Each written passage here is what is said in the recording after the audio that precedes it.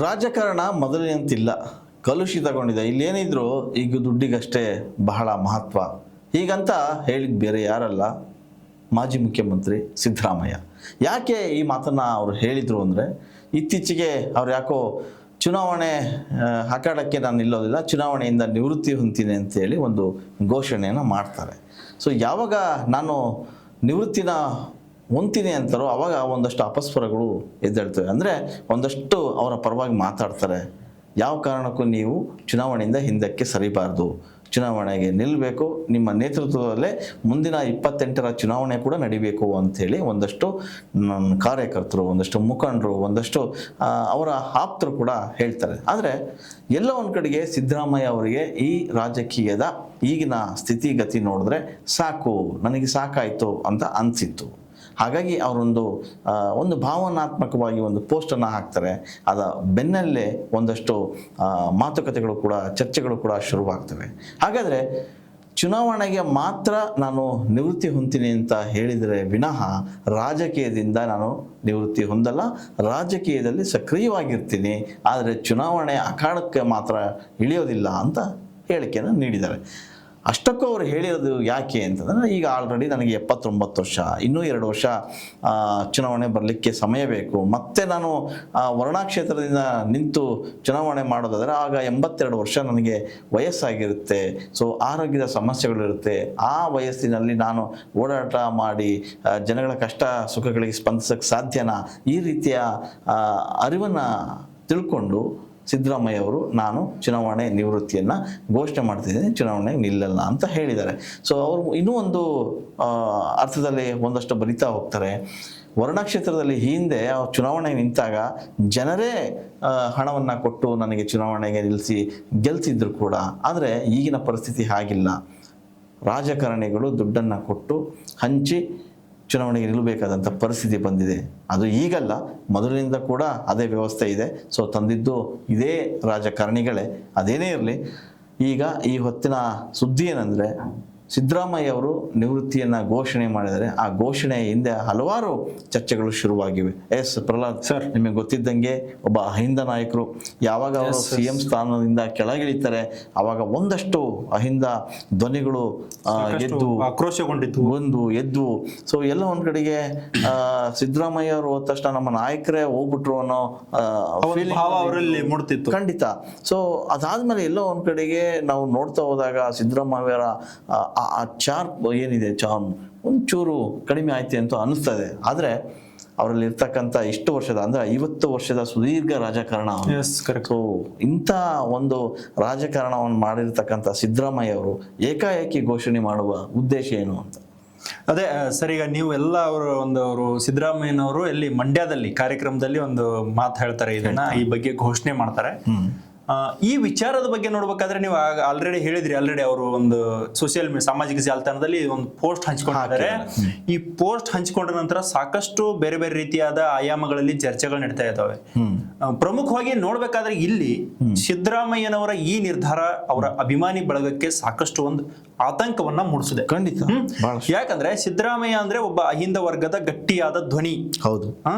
ಈ ವರ್ಗಕ್ಕೆ ರಾಜಕೀಯವಾಗಿ ಹೆಚ್ಚಿನ ಪ್ರಾಶಸ್ತ್ಯ ನೀಡುವ ನಿಟ್ಟಿನಲ್ಲಿ ಸಿದ್ದರಾಮಯ್ಯನವರು ಕೆಲಸ ಮಾಡಿದ್ರು. ಜೊತೆಗೆ ಯಾವುದೇ ಸಂದರ್ಭದಲ್ಲಿ ಅಹಿಂದ ವರ್ಗಕ್ಕೆ ಅನ್ಯಾಯವಾದ್ರೆ ಮೊದಲ ಧ್ವನಿಯಾಗಿ ಗಟ್ಟಿಯಾಗಿ ಸಿದ್ದರಾಮಯ್ಯನವರು ಇಡೀ ಸಮುದಾಯದ ಬೆನ್ನಿಗೆ ನಿಲ್ತಾ ಇದ್ರು ಅನ್ನೋ ಮಾತು. ಹೌದು.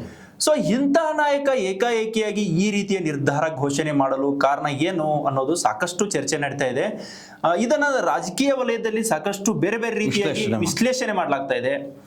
ಒಂದ್ ಕಡೆ ನೋಡ್ಬೇಕಾದ್ರೆ ಸಿದ್ದರಾಮಯ್ಯನವರು ರಾಜಕಾರಣದಿಂದ ನಿವೃತ್ತಿ ಪಡೆದ್ರು ಒಂದ್ ಕಡೆ ಹೇಳ್ತಾರೆ, ಚುನಾವಣಾ ನಿವೃತ್ತಿ ಪಡೆದ್ರು ಅಂತ ಒಂದ್ ಕಡೆ ಹೇಳ್ತಾರೆ. ಇಲ್ಲಿ ನಾವು ಸ್ಪಷ್ಟವಾಗಿ ಅರ್ಥ ಮಾಡ್ಕೋಬೇಕು, ಇನ್ನು ಮುಂದೆ ನಾವು ಚುನಾವಣೆಗೆ ಸ್ಪರ್ಧೆ ಮಾಡುವುದಿಲ್ಲ ಅಂತ ಅಷ್ಟೇ ಹೇಳಿದ್ದಾರೆ.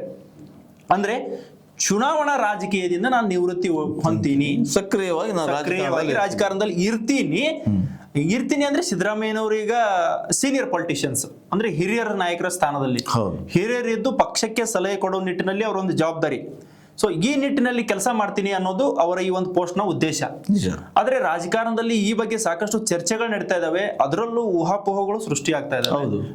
ಸಿದ್ದರಾಮಯ್ಯನವರ ನಂತರ ಯಾವೆಲ್ಲ ರೀತಿಯಾಗಿ ಪಕ್ಷದ ಸ್ಥಿತಿ ಇರುತ್ತೆ ರಾಜ್ಯದಲ್ಲಿ, ಕಾಂಗ್ರೆಸ್ ಪಕ್ಷಕ್ಕೆ ಅಹಿಂದ ಮತಗಳು ದೂರ ಆಗ್ತಾವ ಅನ್ನೋ ಸಾಕಷ್ಟು ಚರ್ಚೆಗಳು ನಡೀತಾ ಇದಾವೆ. ಎಲ್ಲೋ ಒಂದ್ ಕಡೆಗೆ ಕಾಂಗ್ರೆಸ್ಗೆ ಒಂದು ಕಷ್ಟ ಅಂತ ಅನ್ಸುತ್ತೆ ನೋಡಿ. ಬಾಲಕೃಷ್ಣ ಅವರು ಕೂಡ ಒಂದು ಸ್ಟೇಟ್ಮೆಂಟ್ ಅನ್ನು ಯಾಕಂದ್ರೆ ಸಿದ್ದರಾಮಯ್ಯ ನೇತೃತ್ವದಲ್ಲಿ ನಾವು ಮುಂದೆ ನಿಂತ್ಕೋಬೇಕು, ಮುಂದಿನ ಚುನಾವಣೆ ಎದುರಿಸಬೇಕು, ಸಿದ್ದರಾಮಯ್ಯ ಇರಬೇಕು ಅಂತ, ಅವ್ರು ಬೇಕೇ ಬೇಕು, ಅವ್ರು ಇಲ್ಲ ಅಂದ್ರೆ ಕಾಂಗ್ರೆಸ್ ಕಷ್ಟ ಆಗ್ತದೆ ಅಂತ ಘಂಟಾಘೋಷವಾಗಿ ಅವರು ಡಿ ಕೆ ಶಿವಕುಮಾರ್ ಬೆಂಬಲಿಗರು ಅನ್ನೋದು ವಿಶೇಷ. ಬೆಂಬಲಿಗರು ಸೆಕೆಂಡರಿ. ಇಲ್ಲಿ ನೋಡ್ಬೇಕಾದ್ರೆ ಕಾಂಗ್ರೆಸ್ ಶಾಸಕ ಅದನ್ನ ಅವರು ಓಪನ್ ಆಗಿ ಹೇಳ್ತಾರೆ, ಸಿದ್ದರಾಮಣ್ಣ ಅವರು ಬೇಕು. ಯಾಕಂದ್ರೆ ಸಿದ್ದರಾಮಣ್ಣರ ನೇತೃತ್ವದಲ್ಲಿ ಈ ಹಿಂದೆ ಸರ್ಕಾರಗಳು ರಚನೆ ಆಗಿವೆ, ಪಕ್ಷ ಗೆದ್ದಿದೆ.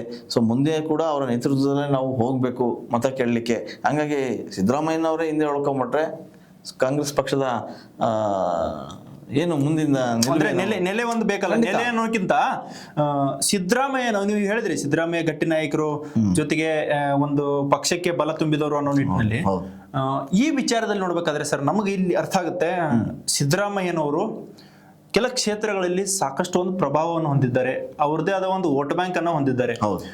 ಸುಮಾರು ಈ ಒಂದು ಮಾಹಿತಿ ಪ್ರಕಾರ ಶೇಕಡ 20-25 ಕಾಂಗ್ರೆಸ್ ಪಕ್ಷಕ್ಕೆ ಸಿದ್ದರಾಮಯ್ಯನವರಿಂದ ಮತಗಳು ಹರಿದು ಬಂದಿದೆ ಅನ್ನೋದು ಮಾಹಿತಿ. ಸೊ ಅಷ್ಟರ ಮಟ್ಟಿಗೆ ಪ್ರಭಾವಶಾಲಿ ನಾಯಕ.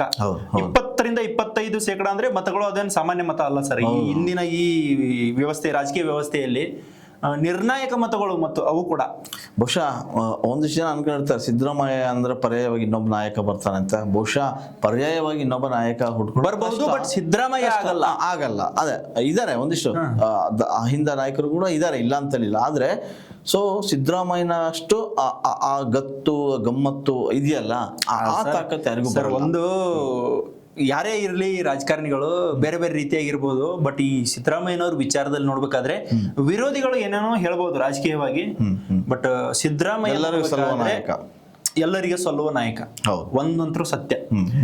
ಅವ್ರು ಹೇಳ್ತಾ ಬರ್ತಾರೆ, ಅವಾಗ ಹೇಳ್ತಿರ್ತಾರೆ, ರಾಜಕೀಯಕ್ಕಿಂತ ಮಾನವೀಯತೆ ಮುಖ್ಯ ಅನ್ನೋ ಮಾತುಗಳನ್ನ ಸಿದ್ದರಾಮಯ್ಯನವರು ಹೇಳ್ತಾರೆ. ಸೊ ಇಂದಿನ ರಾಜಕಾರಣಿಗಳಲ್ಲಿ ಇಂತಹ ಆಲೋಚನೆಗಳು ಸಾಕಷ್ಟು ಕಡಿಮೆ. ಸೊ ಅವರ ಮಾತುಗಳಾಗ್ಲಿ, ಅವರ ಭಾಷಣಗಳಾಗ್ಲಿ, ಜೊತೆಗೆ ಅವರು ಹೊಂದಿರುವ ಜನಬೆಂಬಲ, ಅವ್ರು ಇದುವರೆಗೂ ಈ ಕ್ಷಣನು ಸಿದ್ದರಾಮಯ್ಯ ಒಂದು ಮಾತು ಹೇಳಿದ್ರೆ ಕಾಂಗ್ರೆಸ್ ಪಕ್ಷದ ಬಹುತೇಕ ಒಂದು ವರ್ಗನೇ ಇದೆ ಅವರ ಮಾತನ್ನ ಪಾಲಿಸೋದು. ಸಂಖ್ಯೆ ಏನು ಕಡಿಮೆ ಅಲ್ಲ. ಇವತ್ತವರು ಮಾಜಿ ಆಗಿರ್ಬೋದು, ಬಟ್ ಅವರ ಮಾತನ್ನ, ಅವರ ಆಜ್ಞೆಯನ್ನ ಪಾಲಿಸೋ ನಿಟ್ಟಿನಲ್ಲಿ ಸಾಕಷ್ಟು ಒಂದು ವರ್ಗನೇ ಇದೆ, ಶಾಸಕರ ವರ್ಗನೇ ಇದೆ. ಅದು ಹಿರಿಯರಾಗಿರ್ಬೋದು ಅಥವಾ ಯುವಕರಾಗಿರ್ಬೋದು, ಎಲ್ಲರೂ ಕಾಂಗ್ರೆಸ್ ಪಕ್ಷದಲ್ಲಿ ಅವ್ರದೇ ಆದ ಒಂದು ಗತ್ತನ್ನ ಇಟ್ಕೊಂಡಿದ್ದಾರೆ ಸಿದ್ದರಾಮಯ್ಯನವರು.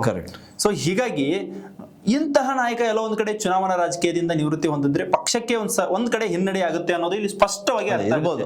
ಅವರ ಪುತ್ರ ಯತೀಂದ್ರ ಅವರು ಕೂಡ ಮೈಸೂರಲ್ಲಿ ಇವತ್ತು ಹೇಳ್ತಾರೆ, ಅಂದ್ರೆ ನಾನು ಕನ್ವಿನ್ಸ್ ಮಾಡಲ್ಲ ನಮ್ಮ ಅಪ್ಪಗೆ ಅಂತ. ಯಾಕಂದ್ರೆ ಅವರಿಗೆ ಏಜ್ ಆಗಿದೆ, ಅವರು ಈಗ ಹೊಸದಾಗಿ ಹೇಳ್ತಾ ಇಲ್ಲ, ಈ ಹೇಳಿಕೆಯನ್ನ ಹಿಂದೆ ಕೂಡ ಹೇಳಿದ್ರು ಚುನಾವಣೆ ಇಲ್ಲ ನೆಕ್ಸ್ಟ್ ಚುನಾವಣೆಗೆ ಅಂತ. ಆದ್ರೆ ಇದು ಹೊಸದೇನಲ್ಲ, ಅವ್ರಿಗೆ ಆಲ್ರೆಡಿ ಈಗ 80 ವರ್ಷ ಆಗ್ತಾ ಬಂತು. ಸೊ ಈ ವಯಸ್ಸಲ್ಲಿ ನಾವು ಮತ್ತೆ ಚುನಾವಣೆ ನಿಂತ್ಕೊಳ್ಳಿ ಓಡಾಡಿ ಅಂತ ಹೇಳೋದು ನಮಗೆ ಸರಿಯಿಲ್ಲ. ಅವ್ರಿಗೆ ಈಗ ವಿಶ್ರಾಂತಿ ಬೇಕು, ಆ ಕಾರಣಕ್ಕೆ ನಾನು ಒತ್ತಾಯ ಮಾಡಲ್ಲ ಅಂತ ಹೇಳಿದ್ರು. ನಿಜ, ಅವರ ಒಂದು ಅಭಿಪ್ರಾಯ ಹೀಗಿದೆ. ಆದ್ರೆ ಸಿದ್ದರಾಮಯ್ಯ ಬೇಕೇ ಬೇಕು, ಸಿದ್ದರಾಮಯ್ಯ ಇರಬೇಕು ಅನ್ನೋದು ಅಸಂಖ್ಯಾತ ಕಾರ್ಯಕರ್ತರ ಒಕ್ಕೊರಲ. ಕಾರ್ಯಕರ್ತರ ಅನ್ನೋಕ್ಕಿಂತ ಸರ್ ಒಂದು ಅಹಿಂದ ವರ್ಗಕ್ಕೆ ಧ್ವನಿ. ಹೌದು, ಬೇಕು. ಇವತ್ತು ಸಿದ್ದರಾಮಯ್ಯನವರ ಸ್ಥಾನಕ್ಕೆ ಮತ್ತೆ ಯಾರೋ ಬರಬಹುದು, ಅಹಿಂದ ವರ್ಗವನ್ನ ಮುನ್ನಡೆಸಬಹುದು. ಬಟ್ ಸಿದ್ದರಾಮಯ್ಯನಂತ ಶಕ್ತಿ, ಒಂದು ಆ ಚಾಕಚಕ್ಯತೆ, ಆ ಒಂದು ಚಾಣಕ್ಯತೆ, ಅದು ಎಲ್ಲರಿಗೂ ಬರಕ್ ಸಾಧ್ಯ ಇಲ್ಲ. ನಿಜ. ಆ ರಾಜಕೀಯದಲ್ಲಿ ಒಂದು ಅವರು ಚಾಪ್ ಮುಡಿಸಿದ್ದಾರೆ. 8 ವರ್ಷ ಅಧಿಕಾರವನ್ನ ನಡೆಸಿ ತಮ್ಮದೇ ಆದ ರೀತಿ ಪಳೆಯುಳಿಕೆಗಳನ್ನ, ಕೊಡುಗೆಗಳನ್ನ ಕರ್ನಾಟಕ ರಾಜ್ಯಕ್ಕೆ ನೀಡಿ ಹೋಗಿರುವ ಒಬ್ಬ ನಾಯಕ. ಬಹುಶಃ ಎಲ್ಲ ಒಂದ್ ಕಡೆಗೆ ಸಿಎಂ ಸ್ಥಾನದಿಂದ ಹೋಗಂತ ಪರಿಸ್ಥಿತಿ ಬಂದಾಗ ಈ ಯೋಚನೆಗಳು ಬರೋದು ಸಹಜ, ಆಲೋಚನೆಗಳು ಬರೋದು ಸಹಜ. ಅಧಿಕಾರ ಇದ್ದಾಗ ಇರೋಂಥ ಗತ್ತೆ ಬೇರೆ, ಅಧಿಕಾರ ಇಲ್ದಾಗ ಇರೋಂಥದ್ದೇ ಬೇರೆ. ಆದ್ರೂ ಕೂಡ ಎಲ್ಲ ಒಂದ್ ಕಡೆಗೆ ಹೈಕಮಾಂಡ್ ಇವತ್ತಿಗೂ ಕೂಡ ಸಿದ್ದರಾಮಯ್ಯನವರ ಮಾತನ್ನ ತೆಗೆದು ಹಾಕೋದಿಲ್ಲ, ಸಾಧ್ಯನೇ ಇಲ್ಲ. ರಾಹುಲ್ ಗಾಂಧಿ ನೋಡಿ, ರಾಹುಲ್ ಗಾಂಧಿ ಸಿದ್ದರಾಮಯ್ಯ ಏನ್ ಹೇಳ್ತಾರೆ ಈಗಲೂ ಕೂಡ ಚಾಚಿ ತಪ್ಪದೆ ಮಾಡ್ತಾರೆ. ಖರ್ಗೆ ಅವರ ಬಾಂಧವ್ಯ ಹಾಗೆ ಇದೆ. ಸೊ ಸುರ್ಜೇವಾಲಾ ತಗೊಳ್ಳಿ ಸರ್, ಅದಕ್ಕೆ ಈಗ ಸಿದ್ದರಾಮಯ್ಯನವರನ್ನ CWC ಇದನ್ ಮಾಡಿದ್ದಾರೆ, ಸದಸ್ಯರಾಗಿ ಮಾಡಿದ್ದಾರೆ ಹೈಕಮಾಂಡ್ ಮಟ್ಟದಲ್ಲಿ. ಅವ್ರಿಗೆ ಆಲ್ರೆಡಿ ರಾಜ್ಯಸಭಾ ಆಫರ್ ಬಂದಿತ್ತು, ಕ್ಯಾನ್ಸಲ್ ಮಾಡಿದ್ರು, ತಿರಸ್ಕಾರ ಮಾಡಿದ್ರು. ಸೊ ಕಾಂಗ್ರೆಸ್ ಪಕ್ಷದಲ್ಲಿ ಸಿದ್ದರಾಮಯ್ಯನವರ ಅಂದ್ರೆ ಒಂದು ಶಕ್ತಿ ಅನ್ನೋದು ಇಲ್ಲಿ ಸ್ಪಷ್ಟವಾಗಿ ಅರ್ಥ ಆಗುತ್ತೆ. ಯಾರೇನೇ ಹೇಳ್ಬಹುದು, ಬೇರೆ ಬೇರೆ ರೀತಿಯಾಗಿ ಬೇರೆ ಬೇರೆ ರೀತಿಯಲ್ಲಿ ಹೇಳಿಕೆಗಳನ್ನು ನೀಡಬಹುದು, ಅವರ ಅಭಿಪ್ರಾಯಗಳನ್ನು ವ್ಯಕ್ತಪಡಿಸಬಹುದು. ಆದರೆ ಈ ಒಬ್ಬ ನಾಯಕನ ವಿಚಾರದಲ್ಲಿ ಅವರು ಒಂದು ವೇಳೆ ಚುನಾವಣಾ ರಾಜಕೀಯದಿಂದ ನಿವೃತ್ತಿ ಹೊಂದಿದ್ರೆ 2028ಕ್ಕೆ ಕಾಂಗ್ರೆಸ್ ಪಕ್ಷಕ್ಕೆ ಒಂದು ಸ್ವಲ್ಪ ಹಿನ್ನಡೆ ಆಗೋದು ಇಲ್ಲಿ ಸ್ಪಷ್ಟವಾಗಿ ಅರ್ಥ ಆಗುತ್ತೆ. ಅವ್ರು ಹೇಳ್ಬೋದು ಪ್ರಚಾರದಲ್ಲಿ ಹೋಗ್ಬೋದು, ಚುನಾವಣೆ ಪ್ರಚಾರದಲ್ಲಿ ಕಾಂಗ್ರೆಸ್ ಬೆಂಬಲಿಸಿ ಅಂತ ಹೇಳ್ಬೋದು, ಮತ್ತೊಂದು ಮಾಡ್ಬೋದು. ಬಟ್ ಅವರು ಚುನಾವಣೆಗೆ ಸ್ಪರ್ಧಿಸಿ ಅವರು ಶಾಸಕರಾಗಿ ಮತ್ತೊಮ್ಮೆ ಆಯ್ಕೆ ಆದರೆ ಕಾಂಗ್ರೆಸ್ ಪಕ್ಷಕ್ಕೆ ಮತ್ತಷ್ಟು ಶಕ್ತಿ ಬಂದಂತಾಗುತ್ತೆ ಅನ್ನೋದು ಈ ಸಾಕಷ್ಟು ಒಂದು ಶಾಸಕರ ಅಭಿಪ್ರಾಯ ಜೊತೆಗೆ ಅಭಿಮಾನಿಗಳ ಅಭಿಪ್ರಾಯವು. ಕರೆಕ್ಟ್, ನಿಜ ನೀವು ಏನೇ ಹೇಳಿದ್ರು. ಒಟ್ಟಾರೆ ಸಿದ್ದರಾಮಯ್ಯವರ ಈ ನಡೆ ಮುಂದಿನ ಯಾವ ಹಂತವನ್ನು ತಲುಪುತ್ತೆ ಅನ್ನೋದನ್ನು ನಾವು ಕಾದು ನೋಡಬೇಕಾಗಿದೆ. ಹೆಚ್ಚಿನ ವಿಡಿಯೋಗಳಿಗೆ ಪ್ರತಿಧ್ವನಿ ಯೂಟ್ಯೂಬ್ ಚಾನೆಲ್ ಸಬ್ಸ್ಕ್ರೈಬ್ ಮಾಡಿ, ಬೆಲ್ ಐಕಾನ್ ಕ್ಲಿಕ್ ಮಾಡಿ.